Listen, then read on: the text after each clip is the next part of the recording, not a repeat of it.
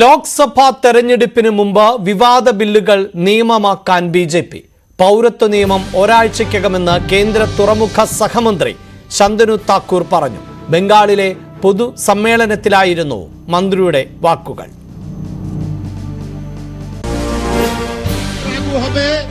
এবং সেটা আপনারা দেখবেন, আজকে সেই গ্যারান্টি এই মঞ্চ থেকে দিয়ে যাচ্ছি।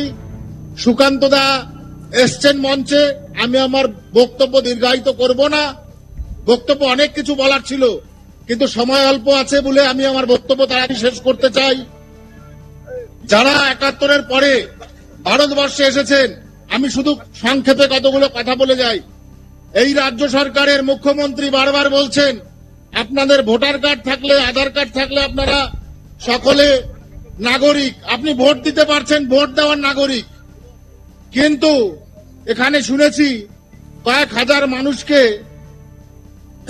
ভোটার অধিকার থেকে বঞ্চিত করা হয়েছে। মুখ্যমন্ত্রীকে জবাব দিতে হবে, এই মানুষরা কেন ভোটার অধিকার থেকে বঞ্চিত হচ্ছে, আধার কার্ড থাকলে অধিকার থেকে বঞ্চিত হওয়ার কারণটা কি? এরা সকলে মতুয়া সম্প্রদায়, এরা সকলে অন্যান্য ভারতীয় জনতা পার্টির সমর্থক, তাই এদের ভোটার কার্ড করে দেওয়া যাবে না। তাই তাহলে আপনি কেন বলে বেড়াচ্ছেন মানুষের কাছে যে যারাই এসছে তারাই নাগরিক? নাগরিক যদি হয় তাহলে পাসপোর্টের ইনকোয়ারিতে যখন ডিআইবির কাছে যাওয়া হচ্ছে, ডিআইবি কেন ৭১ সালের আগের দলিল চাইছে, সেই প্রশ্নের জবাব পুলিশ প্রশাসন দেবে। এটা সবচাইতে বড় কথা। তাহলে তো আমাদের ভোটার কার্ড, আধার কার্ড, রেশন কার্ড দেখে আমাদের পাসপোর্টের যে ভেরিফিকেশন সেটা করা উচিত। আমি বলে যাচ্ছি, এই সমস্ত জিনিস রাজ্য সরকার তার রাজনীতির জন্য করছে, কিন্তু বাস্তবে আমাদের যারা ৭১ সালের পরে এসেছি তাদের আমাদের সিটিজেনশিপ দরকার। সিটিজেনশিপ দরকার এই কারণে, ভবিষ্যৎ প্রজন্মকে সিকিউর করার জন্য, ভবিষ্যৎ প্রজন্ম যেন কখনো ভারতবর্ষ থেকে রোহিঙ্গাদের মতো বেরিয়ে না যায়, তার জন্যই বর্তমান বিজেপি সরকার কেন্দ্রে সিএ লাগু করেছে। সিএ লাগু করলে আর কোন সরকারের ক্ষমতা নেই আমাদেরকে যখন খুশি ঘাড় ধাক্কা দিয়ে দেশ থেকে। അതേസമയം യൂണിഫോം സിവിൽ കോഡ് നടപ്പിലാക്കുമെന്ന് ബിജെപി നേതാവ് കൂടിയായ നടൻ സുരേഷ് ഗോപി കണ്ണൂരിൽ പറഞ്ഞു. കേരയിൽ വരുമെന്ന് പറയുന്നത് പോലെയാകില്ല അത് എന്നും സുരേഷ് ഗോപി വ്യക്തമാക്കി. കെ സുരേന്ദ്രൻ നയിക്കുന്ന പദയാത്രയുടെ ഭാഗമായി കണ്ണൂരിൽ സംഘടിപ്പിച്ച സമ്മേളനത്തിലായിരുന്നു പ്രതികരണം. യൂണിഫോം സിവിൽ കോഡിന് വേണ്ടി നിലകൊള്ളുന്ന ഒരു സർക്കാരാണ്. അത് അടുത്ത ഇലക്ഷൻ മാനിഫെസ്റ്റോയിൽ വാഗ്ദാനമായിട്ട് വരുമെങ്കിൽ, അത് നടപ്പിലാക്കിയെടുക്കുമെങ്കിൽ പിന്നെ എവിടെയാണ് ജാതിക്ക് സ്ഥാനം? നമ്മളെല്ലാം ആഗ്രഹിക്കുന്നതും അതല്ലേ? അത് സംഭവിച്ചിരിക്കും. മറ്റേ കേരളയിൽ വരും കേട്ടോ എന്ന് പറഞ്ഞതുപോലെ അല്ല, വന്നിരിക്കും. ഇനി ആരും കരുതണ്ട അതൊരു പ്രത്യേക വിഭാഗത്തെ നശിപ്പിക്കാൻ അല്ലെങ്കിൽ അവരെ വിഷമിപ്പിക്കാനുള്ള ഒരു സംവിധാനമാണ്. ഏറ്റവും കൂടുതൽ ബെനിഫിഷ്യറി ആകാൻ പോകുന്നത് ആ വിഭാഗം തന്നെയാണ് എന്ന് ഉറപ്പിച്ച് ഞാൻ ഈ വേദിയിൽ നിന്നുകൊണ്ട് പറയും, കണ്ണൂരിന്റെ മണ്ണിൽ നിന്നുകൊണ്ട് പറയും. ആ വിഭാഗത്തിനാണ് യൂണിഫോം സിവിൽ കോഡ് കൊണ്ട് ഏറ്റവും വലിയ അനുഗ്രഹം ഉണ്ടാവുന്നത്. അവിടെ പിന്നെ സ്ത്രീകൾക്കായി പോയി എന്നും പറഞ്ഞ് ഒരുത്തനും വന്നേക്കരുത് മുന്നോട്ട്. അതേസമയം ബിജെപി നേതാക്കളുടെ വാക്കുകളേറെ വിവാദമാകാനിടയുള്ളത് എന്ന് കേരളത്തിലാണ്. വിഷയത്തിൽ ആദ്യ പ്രതികരണവുമായി മുസ്ലിം ലീഗ് രംഗത്ത് വന്നു. ഏക സിവിൽ കോഡ് നടപ്പിലാക്കണമെങ്കിൽ ബിജെപി വീണ്ടും അധികാരത്തിൽ വരേണ്ടേ എന്നായിരുന്നു മുസ്ലിം ലീഗിന്റെ പ്രതികരണം. വർഗീയ ധ്രുവീകരണം ഉണ്ടാക്കാനാണ് ശ്രമം എന്നും PMA സലാം പറഞ്ഞു. അവർക്ക് ഭൂരിപക്ഷം കിട്ടി ജയിച്ചു വരണ്ടേ, പാർലമെന്റ് തെരഞ്ഞെടുപ്പ് കഴിയട്ടെ, അപ്പം നോക്കാം. അതുകൊണ്ടാണ് NDA മുന്നണിയെ പരാജയപ്പെടുത്തണം, ഒരുമിച്ച് നിൽക്കണം എന്ന് മുസ്ലിം ലീഗ് പറയുന്നത്. തെരഞ്ഞെടുപ്പ് മുന്നിൽ വന്ന് നിൽക്കുകയാണ്, അവർക്ക് വോട്ട് നേടണം. അതിന് വർഗീയമായ ധ്രുവീകരണം ഉണ്ടാക്കണം. അതിന് വർഗീയത ആളിക്കത്തിക്കാൻ പറ്റുന്ന എല്ലാ പ്രസ്താവനകളും പ്രവർത്തനങ്ങളും നടത്തും. വർഗീയ കലാപങ്ങൾ വരെ കഴിഞ്ഞ കാലങ്ങളിൽ ഉണ്ടാക്കിയിട്ടുണ്ട് തെരഞ്ഞെടുപ്പിന്റെ തൊട്ട് മുമ്പ്. അത്തരം പ്രവർത്തനങ്ങളിലേക്ക് BJP പോകും. അതിൻ്റെ ഒരു ഉദാഹരണമാണ് ഇത്തരം പ്രസ്താവനകൾ. അതിൻ്റെ ഒക്കെ ലക്ഷ്യം തെരഞ്ഞെടുപ്പാണ്. ഈ പ്രസ്താവനയ്ക്കെതിരെ പ്രതികരിക്കുക, പ്രക്ഷോഭം നടത്തുക, കുഴപ്പമുണ്ടാവുക. അങ്ങനെ രാജ്യത്ത് കലാപം ഉണ്ടാകുമ്പോൾ കൺസോളിഡേഷൻ, ജാതീയ വോട്ടുകളുടെ കൺസോളിഡേഷൻ ഉണ്ടാവും. അതാണ് BJP ആഗ്രഹിക്കുന്നത്. ആ വലയിൽ വീഴാൻ ജനാധിപത്യ മതേതര വിശ്വാസികൾ തയ്യാറായാതെ ഒറ്റക്കെട്ടായി മുന്നോട്ട് പോയാൽ നിഷ്പ്രയാസം ഈ വർഗീയ ശക്തികളെ പരാജയപ്പെടുത്താൻ കഴിയും. വാർത്തയുടെ വിശദാംശങ്ങളുമായി നാഷണൽ ഡെസ്കിൽ നിന്ന് മിഥുൻ MGയും ഒപ്പം CV അനുമോദുമാണ് ചേരുന്നത്. മിഥുൻ, BJPയുടെ തെരഞ്ഞെടുപ്പ് പ്രകടന പത്രികയിൽ പറഞ്ഞിട്ടുള്ള കാര്യങ്ങൾ ആണ് ഏകീകൃത സിവിൽ കോഡും അതോടൊപ്പം തന്നെ പൗരത്വ നിയമവും. പൗരത്വ നിയമവുമായി ബന്ധപ്പെട്ട് നേരത്തെ തന്നെ വലിയ പ്രതിഷേധങ്ങൾ ഉയർന്നു വന്ന പശ്ചാത്തലമുണ്ട്. ഏകീകൃത സിവിൽ കോഡിന്റെ കരടുമായി ബന്ധപ്പെട്ട ചർച്ചകൾ ആരംഭിക്കുകയും ചെയ്ത പശ്ചാത്തലമുണ്ട്. പക്ഷേ ഇവ രണ്ടും അതിവേഗം നടപ്പിലാക്കുക തന്നെ ചെയ്യും എന്ന് BJPയുടെ പ്രമുഖരായ 2 നേതാക്കൾ പറയുന്നു. അതിലൊന്ന് കേന്ദ്രമന്ത്രിയാണ്, മറ്റൊന്ന് MP ആയിരുന്ന സുരേഷ് ഗോപിയുമാണ്. അടുത്ത ലോക്സഭാ തെരഞ്ഞെടുപ്പിന് മുമ്പ് തന്നെ ഇവ രണ്ടും സജീവ ചർച്ചയാക്കുന്നതിലൂടെ എന്താണ് BJP ലക്ഷ്യം വയ്ക്കുന്നത്?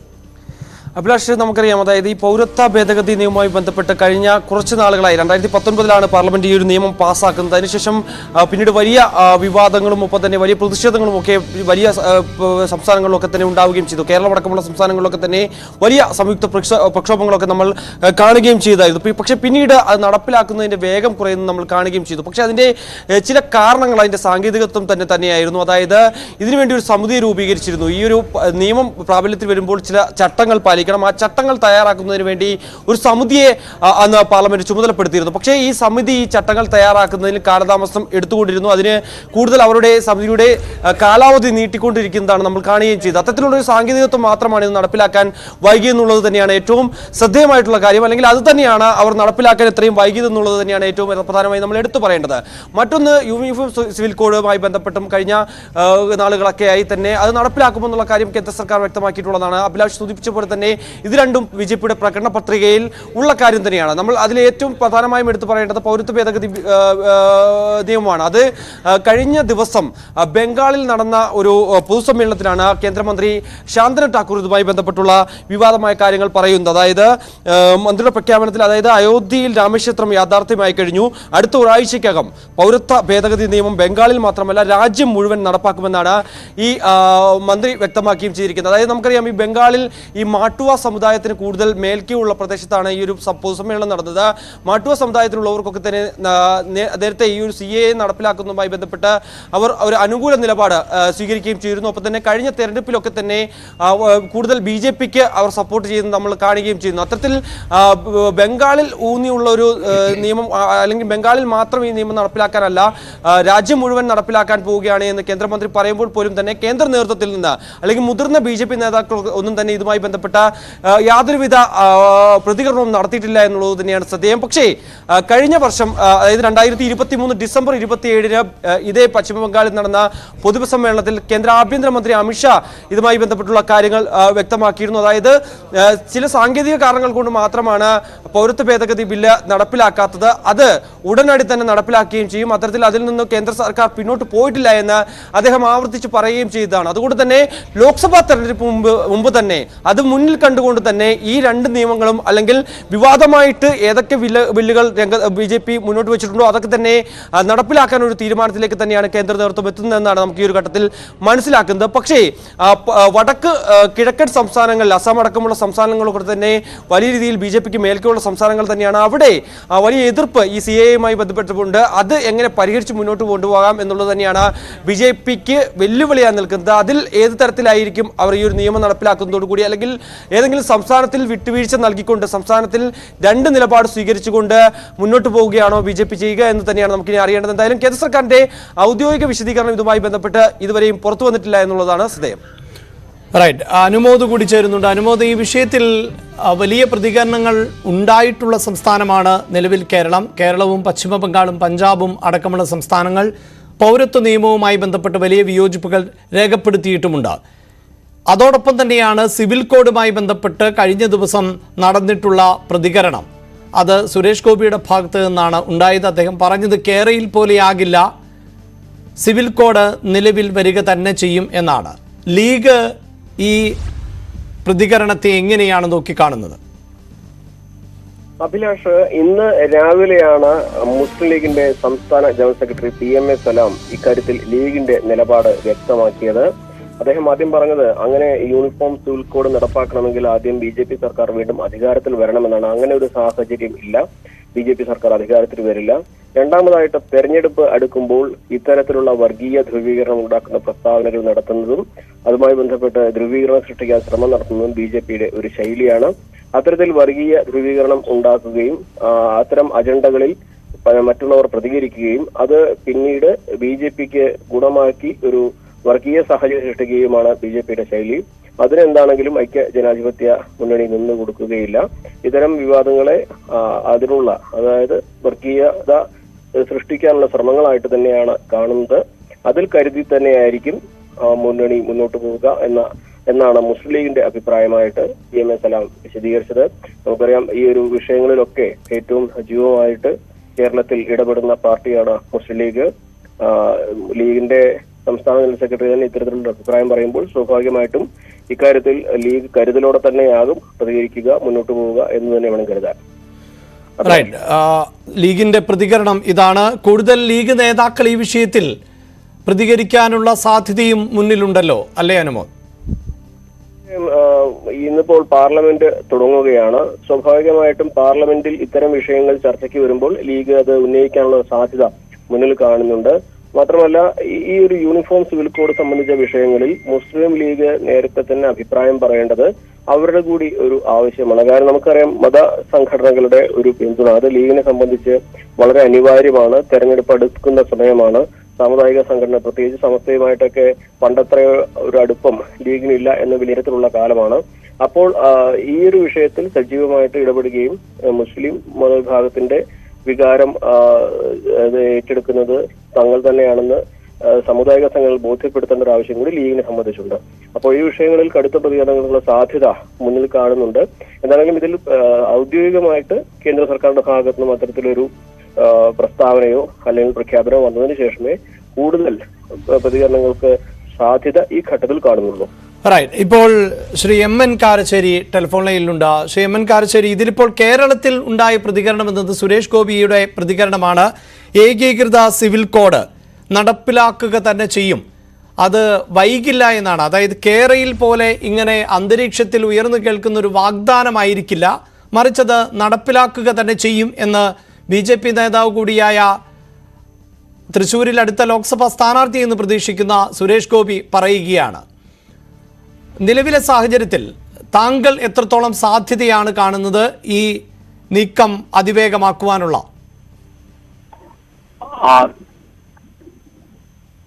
ഏക സിവിൽ കോഡ് എന്നുള്ള ആശയത്തിന് തത്വത്തിൽ അനുകൂലിക്കുന്ന ഒരാളാണ് ഞാൻ.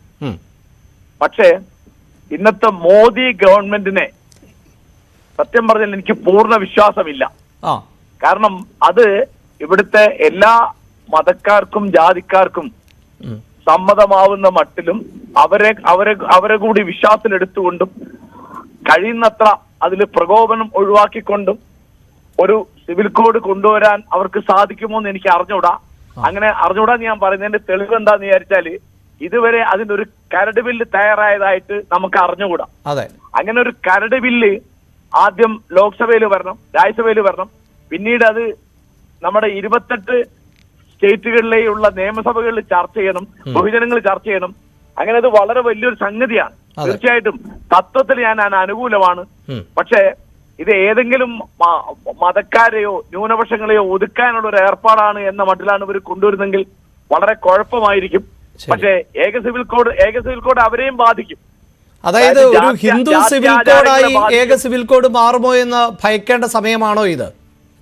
അല്ല, അതിൽ എന്താന്ന് വിചാരിച്ചാല് ഞാൻ മനസ്സിലാക്കുന്നത് ശരിയാണെങ്കിൽ ഇവിടുത്തെ ഉത്തരേന്ത്യൻ സംസ്ഥാനങ്ങളിൽ പലയിടത്തുള്ള പല തരത്തിലുള്ള ജാതി ആചാരങ്ങളൊക്കെ തൊടാൻ ഈ സമയത്ത് മോദി ഗവൺമെന്റിന് ധൈര്യം ഉണ്ടാവും ഞാൻ തൽക്കാലം വിചാരിക്കുന്നില്ല. ശ്രീ MN കാരശ്ശേരി, അത് തന്നെയാണുള്ള സംശയം. ഇതിപ്പോൾ ഈ ഹൈന്ദവ വിഭാഗങ്ങൾക്കിടയിൽ തന്നെ വ്യത്യസ്തമായ നിയമങ്ങളാണല്ലോ നമ്മുടെ രാജ്യത്തുള്ളത്. അതെ അതെ, അതിനെ ഏകീകരിക്കുക എന്നത് പോലും BJPക്ക് ചിലപ്പോൾ തിരിച്ചടിയാവില്ലേ എന്നുള്ളതാണ് സംശയം. അല്ല, അത് എന്താ വെച്ചാൽ അവരൊരു കരട് ബില്ല് തയ്യാറാക്കിയിട്ടില്ല. അത് തയ്യാറാക്കിയിട്ട് നമുക്ക് അറിഞ്ഞുകൂടാ. അവര് സഭയിൽ വെച്ചിട്ടില്ല. ലോക്സഭയിൽ വരണം, രാജ്യസഭയിൽ വരണം, അത് ജനങ്ങളുടെ മുമ്പാകെ വെക്കണം, നമ്മുടെ സംസ്ഥാന നിയമസഭകളിൽ വരണം. അങ്ങനെയൊക്കെയാണത്. അപ്പൊ ഇത് ഒരു ഇലക്ഷൻ പ്രൊപ്പഗണ്ട എന്നാണ് ഞാൻ തൽക്കാലം അതിനെപ്പറ്റി ഞാൻ വിചാരിക്കുന്നത്. അതായത് ഇതിപ്പോൾ ഈ ഭരണഘടനയുടെ നിർദ്ദേശക തത്വങ്ങളിൽ വരുന്ന ഒന്നാണ്, കൺകറന്റ് ലിസ്റ്റിൽ പെടുന്ന വിഷയമാണ്. സ്വാഭാവികമായും ഇനിയിപ്പോൾ 2-3 മാസം മാത്രമാണ് തെരഞ്ഞെടുപ്പിന് ശേഷിക്കുന്നത്. അവിടെയാണ് എനിക്കും ഈ സംശയം ഉണ്ടാകുന്നത്. അതിനുള്ളിൽ ഇതൊക്കെ നടപ്പിലാക്കുക എന്നത് പ്രായോഗികമാണോ? ഇനിയിപ്പോൾ ഒരു ബജറ്റ് സമ്മേളനമല്ലേ ശേഷിക്കുന്നുള്ളൂ? അല്ല, പ്രായോഗികമല്ല. അത് ഒരിക്കലും അതിന് സാധ്യതയില്ല. കാരണം അതിന് ധാരാളം സമയം, ധാരാളം ആലോചന, ധാരാളം പ്രായോഗികമായ പ്രവർത്തനം എന്ന് പറഞ്ഞാല് നമ്മളെ എന്റെ കണക്കിന് ഭരണഘടനാ നിർമ്മാണം പോലെ അത്രയധികം ക്ഷമയും അധ്വാനവും ചർച്ചയും പരസ്പര ധാരണയും ഒക്കെ ആവശ്യമുള്ള ഒന്നാണത്. ഇവിടെ ഞാൻ പറയാം, ഇവിടുത്തെ മതങ്ങൾ ഇപ്പൊ ജാതി, ഉൾജാതി, ഉപജാതി അടക്കം ഇന്ത്യയിൽ 27,000 ഉണ്ട്. അതിൽ ജാതി ആചാരങ്ങൾ പഠിക്കാൻ തന്നെ സമയത്ര വേണം. അപ്പൊ അതുകൊണ്ടത് വളരെ വലിയൊരു ഒരുപാട് സമയം ആവശ്യമുള്ള ഒരു ലോങ് ടൈം പ്രോസസ് ആണത്. അതിപ്പോ സുരേഷ് ഗോപി ഈ പറഞ്ഞത് ഒരു ഇലക്ഷൻ സ്റ്റണ്ട് എന്നേ ഞാൻ കാണുന്നുള്ളൂ. ഒരു കാര്യം കൂടി, ഈ പൗരത്വ നിയമം അത് 2019 പാസ്സാക്കിയ ഒന്നാണല്ലോ. പക്ഷെ അതിന്റെയും കരട് ഇപ്പോഴും വ്യക്തമല്ല. ഈ പാർലമെന്റ് സമിതികളുടെ കാലാവധി ഇങ്ങനെ നീട്ടിക്കൊണ്ടു പോവുക എന്നതാണ് രീതി. അതിലെന്തെങ്കിലും ഒരു ചടുലമായ നീക്കം താങ്കൾ പ്രതീക്ഷിക്കുന്നുണ്ടോ? അങ്ങനെ ഉണ്ടാവാൻ സാധ്യതയുണ്ട്. കാരണം അത് ഇലക്ഷൻ അവർക്ക് ഗുണം ചെയ്യും. അത് അവർ പാസ്സാക്കിയ ഒരു നിയമമാണത്. അതെ, പാസ്സാക്കി കഴിഞ്ഞാണ്. അതാണ് മറ്റത് ഇങ്ങനെ പറയുന്നതാണ്. ഏക സിവിൽ കോഡ് ഇപ്പോ പ്രായോഗികമായിട്ട് വരാൻ പോകുന്നത് പൗരത്വ ഭേദഗതി നിയമത്തിന്റെ കാര്യങ്ങളാണെന്നാണ് ഞാൻ വിചാരിക്കുന്നത്. ശരി, വളരെയധികം നന്ദി ശ്രീ എം.എൻ. കാരശ്ശേരി ഞങ്ങളോട് പ്രതികരിച്ചതിന്. അദ്ദേഹം വളരെ തിരക്കിലാണ്. ഇപ്പോൾ മുസ്ലിം ലീഗ് നേതാവ് ഷാഫി ചാലിയും അതോടൊപ്പം BJP നേതാവ് സന്ദീപ് വാര്യരും ടെലിഫോൺ ലൈനിൽ ചേരുന്നു. ഷാഫി ചാലിയും തത്സമയം ചേരുകയും ചെയ്യുന്നുണ്ട്. ശ്രീ ഷാഫി ചാലിയം, ഈ ഏക സിവിൽ കോഡുമായി ബന്ധപ്പെട്ട് PMA സലാമിൻ്റെ ഭാഗത്ത് നിന്നുണ്ടായ ഒരു പ്രതികരണം ഇത് നടപ്പിലാക്കാൻ പോകുന്നില്ല, കാരണം BJP വീണ്ടും അധികാരത്തിൽ വരില്ലല്ലോ എന്നുള്ളതാണ്. തീർച്ചയായും മുസ്ലിം ലീഗിന് അങ്ങനെ ഒരു രാഷ്ട്രീയ പശ്ചാത്തലമാണ് ഇപ്പോൾ ഇന്ത്യയിലുള്ളത് എന്ന് നിരീക്ഷിക്കാം. ഇന്ത്യ മുന്നണിയുടെ ഭാഗമാണ്. ഇന്ത്യ മുന്നണി അധികാരത്തിൽ വരുമെന്ന് പ്രതീക്ഷിക്കാം. അതൊക്കെ ആഭ്യന്തരമായ വിഷയമാണ്. അപ്പോഴും 99% ഇന്ത്യ സഖ്യം അധികാരത്തിൽ വരുമെന്ന് പ്രതീക്ഷിച്ചാലും 1% രാഷ്ട്രീയം എന്നത് അങ്ങനെയാണല്ലോ. ആ 1% പിൻബലത്തിൽ BJP വീണ്ടും അധികാരത്തിൽ വരികയാണ് എങ്കിൽ സ്വാഭാവികമായും അവർക്ക് മുന്നോട്ട് പോകാൻ പറ്റില്ലേ?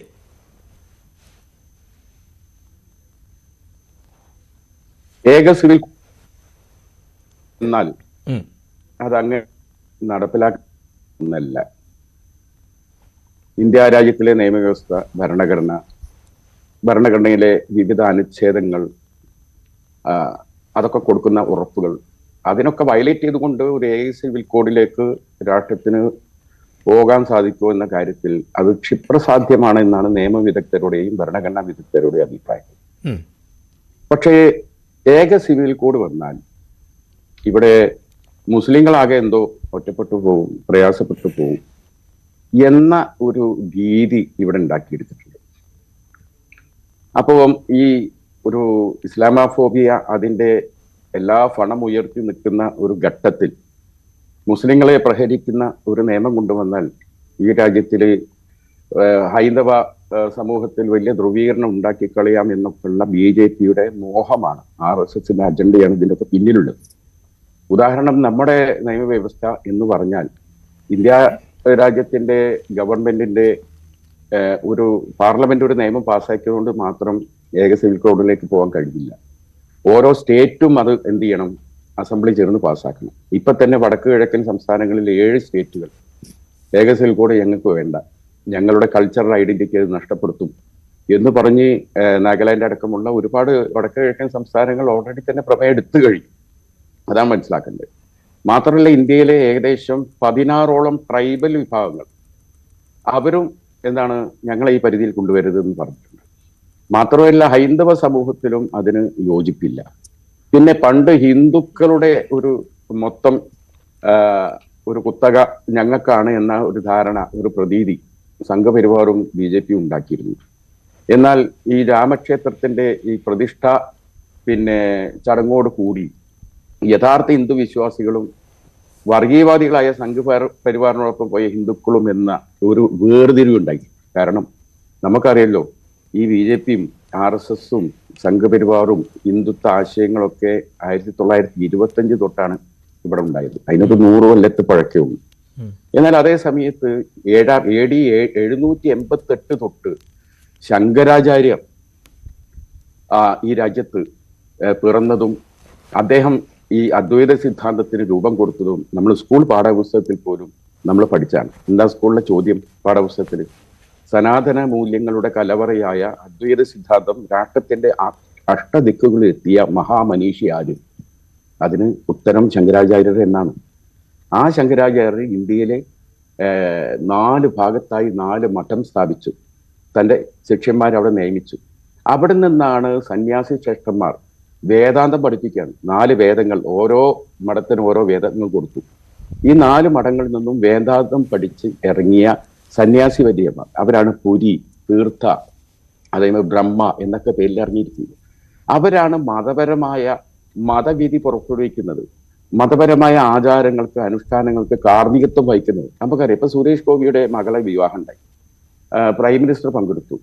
പക്ഷേ അവിടെ താലി എടുത്തു കൊടുത്തതും ആ കർമ്മങ്ങൾക്ക് നേതൃത്വം കൊടുത്തതും അവർ ഒരു പൂജാരിയാണ്. എന്താ പ്രൈം മിനിസ്റ്ററെ കൊണ്ട് ചെയ്യാത്തത്?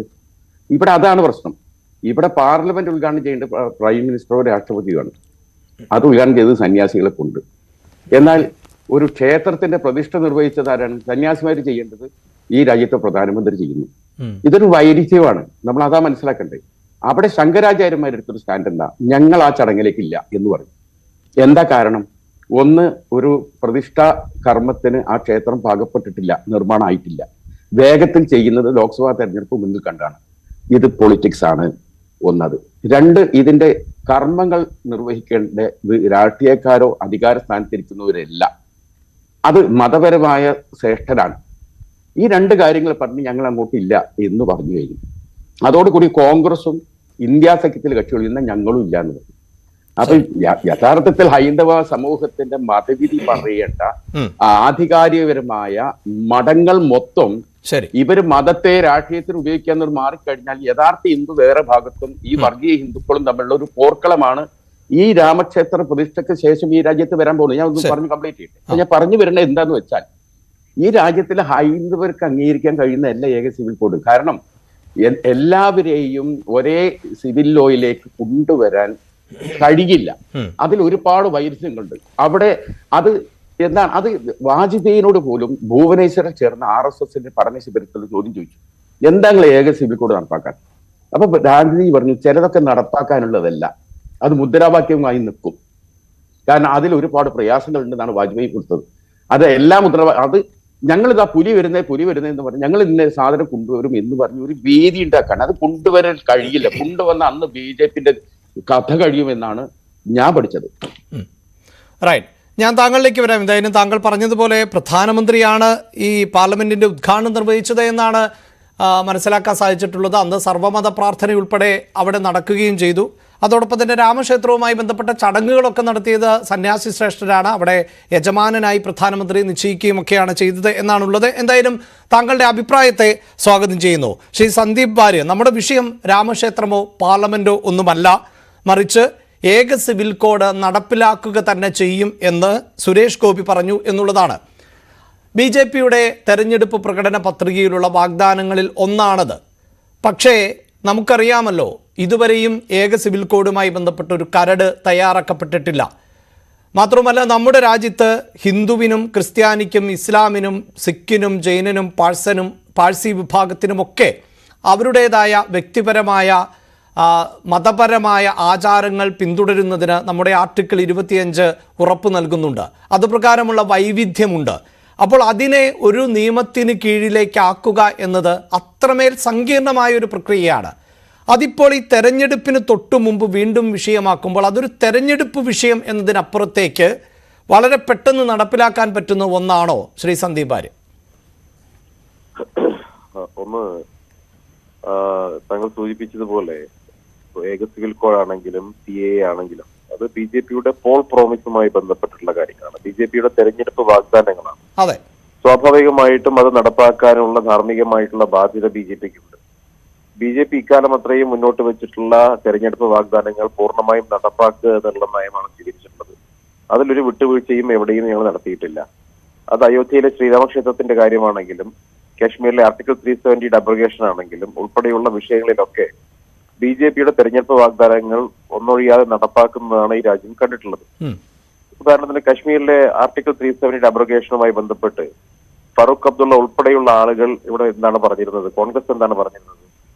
ഒരു കാരണവശാലും ആർട്ടിക്കിൾ 370 എടുത്തു മാറ്റാൻ കഴിയില്ല, ആർട്ടിക്കിൾ 370 അപ്ലിക്കേഷൻ സാധ്യമല്ല എന്ന് അത് നരേന്ദ്രമോദി എത്ര തവണ പ്രധാനമന്ത്രിയായാലും അതിന് സാധിക്കില്ല എന്ന് വെല്ലുവിളിച്ചിരുന്നു. ഏതാണ്ട് അതിന് സമാനമായിട്ടുള്ള ഒരു വെല്ലുവിളിയാണ് ഇപ്പോ മുസ്ലിം ലീഗിന്റെ പ്രതിനിധിയും മുസ്ലിം ലീഗിന്റെ നേതാക്കന്മാരൊക്കെ നടത്തുന്നത്. അതിലൊന്നും അർത്ഥമില്ല. മുസ്ലിം ലീഗിനൊക്കെ ഇന്ത്യൻ രാഷ്ട്രീയത്തിലുള്ള പ്രസക്തി ഇതിലെവിടെയാണ് വെല്ലുവിളി? ശ്രീ PMA സലാം പറഞ്ഞത് എന്താണ്? ഈ പൗരത്വ നിയമം നടപ്പിലാകില്ല, അതിന് കാരണം BJP ഇനിയും അധികാരത്തിൽ വരില്ല എന്ന് മാത്രമേ പറഞ്ഞിട്ടുള്ളൂ. അതിനെ നമുക്ക് വെല്ലുവിളിയായി കാണാൻ സാധിക്കുമോ ശ്രീ സന്ദീപ് വാര്യർ? അല്ല, അത് ഞാൻ പറയുന്നത് 1947 ആഗസ്റ്റ് 15 മുമ്പ് പ്രസക്തി അവസാനിച്ച ഒരു രാഷ്ട്രീയ പ്രസ്ഥാനമാണ് മുസ്ലിം ലീഗ് എന്ന് പറയുന്നത്. നെഹ്റു പോലും അതിനെ ചത്ത കുതിര എന്നാണ് വിളിച്ചിട്ടുള്ളത്. ഈ രാജ്യത്തിനെ വിഭജിച്ച് പാകിസ്ഥാൻ പോലെ ഒരു മതരാഷ്ട്രം ഉണ്ടാക്കിക്കൊണ്ടുപോയ സംഘടനയുടെ ബാക്കി അന്ന് പോകാൻ കഴിയാത്ത കുറച്ചു പേരാണ് ഇവിടെ അവസാനിച്ചിട്ടുള്ളത്. അത്രേ ഉള്ളൂ. അല്ല, അങ്ങനെയൊക്കെ വിലയിരുത്താൻ പറ്റുമോ ലീഗിനെ? ഇപ്പോൾ പാകിസ്ഥാനിൽ പോയപ്പോൾ പാകിസ്ഥാനിൽ ഇപ്പോഴും സിഖ് വിഭാഗത്തിൽപ്പെട്ട ആളുകളുണ്ട്. അതുകൊണ്ട് ഇന്ത്യയിലെ സിഖുകാർ മുഴുവൻ പാകിസ്ഥാനെ പിന്തുണയ്ക്കുന്ന സിഖുകാരാണെന്ന് താങ്കൾ പറയുമോ? ഇന്ത്യയിൽ പ്രവർത്തിക്കുന്ന മുസ്ലിം ലീഗും പാകിസ്ഥാനിൽ പ്രവർത്തിക്കുന്ന ലീഗും അല്ലെങ്കിൽ മുസ്ലിം സംഘടനകളും ഒക്കെ എങ്ങനെയാണ് താങ്കൾക്ക് താരതമ്യം ചെയ്യാൻ പറ്റുക? തെരഞ്ഞെടുപ്പിൽ മത്സരിക്കുകയും ജനങ്ങൾ വോട്ട് ചെയ്ത് വിജയിപ്പിക്കുകയും ചെയ്ത് പാർലമെന്റിലടക്കം പ്രതിനിധികളായി പോകുന്ന മുസ്ലിം ലീഗിനെ താങ്കൾ അങ്ങനെ എങ്ങനെയാണ് വിശേഷിപ്പിക്കുന്നത്? അല്ല, അത് ഞാൻ വിലയിരുത്തിയതല്ല. അത് ചരിത്രത്തിൽ സർദാർ വല്ലഭായ് പട്ടേലാണ് 47 കൽക്കട്ടയിൽ നടത്തിയ പ്രസംഗത്തിൽ ഇക്കാര്യം അസന്നിഗ്ധമായി പറഞ്ഞത്. അന്ന് സർദാർ പട്ടേൽ നടത്തിയ പ്രസംഗം ഇപ്പോഴും അദ്ദേഹത്തിന്റെ തന്നെ ശബ്ദത്തിൽ അവൈലബിൾ ആണല്ലോ. നിങ്ങൾ പരിശോധിച്ച് നോക്കൂ, എന്താണ് പട്ടേൽ പറഞ്ഞത്? നിങ്ങൾ എല്ലാവരും പാകിസ്ഥാനിൽ പോയില്ല എന്ന് കരുതിയിട്ട് നിങ്ങളുടെ എല്ലാവരുടെയും ദേശക്കൂറ് ഉറച്ചതാണ്. നിങ്ങൾക്ക് എല്ലാവർക്കും ഇന്ത്യയോട് കൂറുണ്ട് എന്ന് ഞാൻ കരുതുന്നില്ല. കാരണം ഇന്നലെ വൈകുന്നേരം വരെ നിങ്ങൾ പാകിസ്ഥാന് വേണ്ടി ഇവിടെ കത്തിയുയർത്തി സമരം ചെയ്തവരായിരുന്നു. ശരിയാണ്. അതൊക്കെ എന്തൊരു ബാലിശമാണ് ശ്രീ സന്ദീപ് വാര്യർ. ഇവിടുത്തെ മുസ്ലിം ജനതയുടെ ഇന്ത്യയോടുള്ള കൂറ് അളക്കാൻ താങ്കളെയൊക്കെ ചുമതലപ്പെടുത്തിയിട്ടുണ്ടോ? അല്ലെങ്കിൽ ഏതെങ്കിലും ഒരു നേതാവ് അങ്ങനെ പറഞ്ഞു എന്ന് കരുതി അതാണോ ഈ രാജ്യത്തെ മുസ്ലിങ്ങളുടെ രാജ്യസ്നേഹത്തിന്റെ അളവുകോൽ? അങ്ങനെയാണോ ഈ 2024 താങ്കളെ പോലെ ഒരു നേതാവ് പറയേണ്ടത്? എന്റെ സുഹൃത്തെ, ഞാൻ ഇത് ഉദ്ധരിച്ചത് സർദാർ വല്ലഭായ് പട്ടേലിന്റെ പ്രസംഗത്തെയാണ്, ഇന്ത്യയുടെ പ്രഥമ ആഭ്യന്തരമന്ത്രിയുടെ പ്രസംഗത്തെയാണ്, പ്രസംഗത്തെയാണ് ഞാൻ കോട്ട് ചെയ്തത്. അത് തന്നെയാണ് എന്റെയും ചോദ്യം. താങ്കൾ ആ ചരിത്രമാണോ ഈ 2024 പറഞ്ഞുകൊണ്ടിരിക്കുന്നത്? അത് ചരിത്രമല്ല സുഹൃത്തെ, അത് ഈ രാജ്യത്ത് ഉണ്ടായ സർദാർ വല്ലഭായ് പട്ടേലിന്റെ, ഈ രാജ്യത്തെ ഒന്നിച്ച് മാറ്റിയ പട്ടേലിന്റെ അന്നത്തെ പ്രസംഗം ഞാൻ കോട്ട് ചെയ്യുമ്പോൾ അത് എന്തിനാണ് നിങ്ങൾ എന്റെ തലയിൽ കെട്ടിവെക്കുന്നത്? അത് കോൺഗ്രസിന്റെ നേതാവായിരുന്നല്ലേ പട്ടേൽ? പട്ടേൽ രാജ്യത്തിന്റെ ആഭ്യന്തരമന്ത്രി ഉപപ്രധാനമന്ത്രി ഒക്കെ ആയിരുന്നു. അദ്ദേഹത്തിന്റെ സ്പീച്ചാണ് ഞാൻ കോട്ട് ചെയ്തത്. ഞാൻ പറഞ്ഞു വരുന്നത് മുസ്ലിം ലീഗ് എന്ന് പറയുന്ന രാഷ്ട്രീയ പ്രസ്ഥാനത്തിന്റെ ആ രാഷ്ട്രീയ പ്രസ്ഥാനം എന്തായിരുന്നു നെഹ്റു പറഞ്ഞിട്ടുണ്ട്, അത് ചത്ത കുതിരയാണെന്ന് വിളിച്ചിട്ടുണ്ട് ലീഗിനെ. അപ്പൊ ലീഗിന്റെ അഭിപ്രായത്തിന്റെ പ്രസക്തിയാണ് ഞാൻ സൂചിപ്പിച്ചത്. ഞാൻ പറഞ്ഞു വരുന്നത് UCC ആണെങ്കിലും CAA ആണെങ്കിലും അത് BJPയുടെ പോൾ പ്രോമിസ് ആണ്. UCCയുമായി ബന്ധപ്പെട്ട് ലോ കമ്മീഷന്റെ ഡ്രാഫ്റ്റ് ഈ അടുത്ത ദിവസങ്ങളിൽ സബ്മിറ്റ് ചെയ്യും എന്നുള്ളതാണ് മാധ്യമ വാർത്തകൾ നമ്മൾ മനസ്സിലാക്കുന്നത്. അത് വരട്ടെ. അത് വരുന്ന സമയത്ത് സ്വാഭാവികമായിട്ടും രാജ്യത്ത് നടപ്പാക്കാൻ സാധിക്കുന്ന രീതിയിൽ ഉള്ള ഒരു എല്ലാ സ്റ്റേക്ക് ഹോൾഡേഴ്സുമായും ചർച്ച നടത്തിയിട്ടാണല്ലോ ലോ കമ്മീഷൻ അതിന്റെ റിപ്പോർട്ട് സബ്മിറ്റ് ചെയ്യാൻ പോകുന്നത്. 2, ഇവിടെ മുസ്ലിം ലീഗിന്റെ പ്രതിനിധി പറയുന്നത് എന്താ? ലീഗിന്റെ പ്രതിനിധി പറയുന്നത് ഇതെല്ലാം ഹിന്ദുക്കൾക്കിടയിൽ തന്നെ പ്രശ്നം ഉണ്ടാവുന്നതാണ്. ഞാൻ ചോദിക്കട്ടെ, ഹിന്ദുക്കൾക്കിടയിൽ ഓൾറെഡി ഒരു ഹിന്ദു കോഡ് ഉണ്ട്.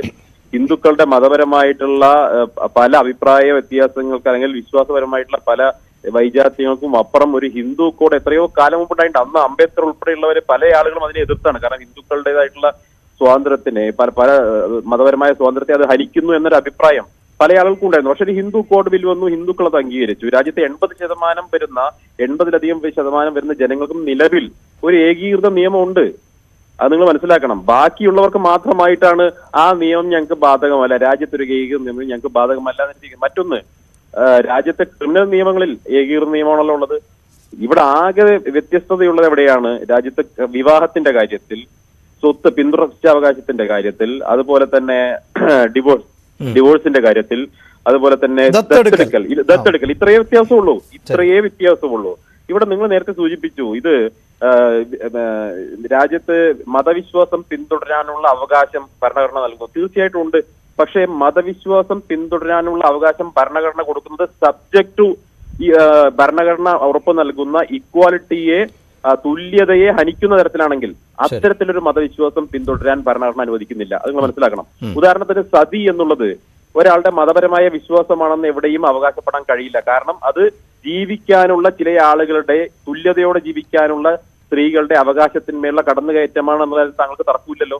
അതുപോലെ തന്നെ പിന്തുടർച്ചാവകാശം ഉൾപ്പെടെയുള്ള കാര്യങ്ങളിൽ സ്ത്രീകളോട് കാണിക്കുന്ന വിവേചനം, ആ മതവിശ്വാസം വിവേചനപരമാണ്. അതുകൊണ്ട് ഇന്ത്യൻ ഭരണഘടന എവിടെയും പിന്തുടർച്ച, അതല്ലെങ്കിൽ വിവാഹമോചനം, അതല്ലെങ്കിൽ കുട്ടികളെ ദത്തെടുക്കൽ, ഇത്തരം കാര്യങ്ങളിൽ മതപരമായ വിശ്വാസത്തിനല്ല, മറിച്ച് തുല്യത, ഭരണഘടന തന്നെ ഉറപ്പു നൽകുന്ന ഇക്വാലിറ്റി ആൻഡ് ജസ്റ്റിസ്, അതിനാണ് അവിടെ ഭരണഘടന പ്രാധാന്യം കൊടുക്കുന്നത്. അതുകൊണ്ട് തന്നെയാണ് ഭരണഘടനാ ശില്പികൾ യൂണിയൻ സിവിൽ കോഡ് നടപ്പാക്കണം എന്ന് ഒരു ഉപദേശമായി ഭരണഘടനയിൽ തന്നെ ഉൾപ്പെടുത്തിയിട്ടുള്ളത്.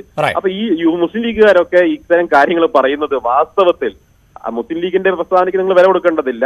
പക്ഷെ മറുവശത്ത് യൂണിഫോം സിവിൽ കോഡിനെതിരായി പറയുന്ന ആർഗ്യുമെന്റുകളൊന്നും ഭരണഘടനാ വിദഗ്ധർ തന്നെ അത് നിലനിൽക്കുന്നതല്ല എന്ന് പറഞ്ഞിട്ടുണ്ട്. രാജ്യത്തെ 80% ജനങ്ങൾ ഇപ്പോൾ തന്നെ ഏകീകൃതമായിട്ടുള്ള സിവിൽ നിയമങ്ങൾക്ക് ഉള്ളിലാണ്. രാജ്യത്തെ മുഴുവൻ ജനങ്ങൾക്കും അത്തരം ഒരു നിയമം വരുമ്പോൾ ആർക്കും അതിൽ എതിർപ്പുണ്ടാകാൻ പോകുന്നില്ല. ഇതൊന്നും വരില്ല എന്ന് ആത്മവിശ്വാസം അവർക്കാവാം. അവരെ ആത്മവിശ്വാസം പഠിപ്പിച്ചുകൊണ്ട് കുഴപ്പമൊന്നുമില്ല. ഒരു കാര്യം കൂടി പറയട്ടെ. ഇവിടെ മുസ്ലിം ലീഗിന്റെ പ്രതിനിധി തെറ്റായ ഒരു കാര്യം പറഞ്ഞു. പാർലമെന്റിന്റെ ഉദ്ഘാടനം നടത്തിയത് സന്യാസിമാരാണെന്ന് പറഞ്ഞു. അങ്ങനെയാണോ? പാർലമെന്റിന്റെ ഉദ്ഘാടനം നടത്തിയിട്ടുള്ളത് രാജ്യത്തിന്റെ പ്രധാനമന്ത്രിയാണ് നടത്തിയിട്ടുള്ളത്. അത് നടത്താൻ അദ്ദേഹത്തിന് രാജ്യത്തെ ജനങ്ങൾ മാൻഡേറ്റ് കൊടുത്തിട്ടുണ്ട്. അത് അദ്ദേഹം നടത്തി. ഒരു കാര്യം കൂടി പറയട്ടെ.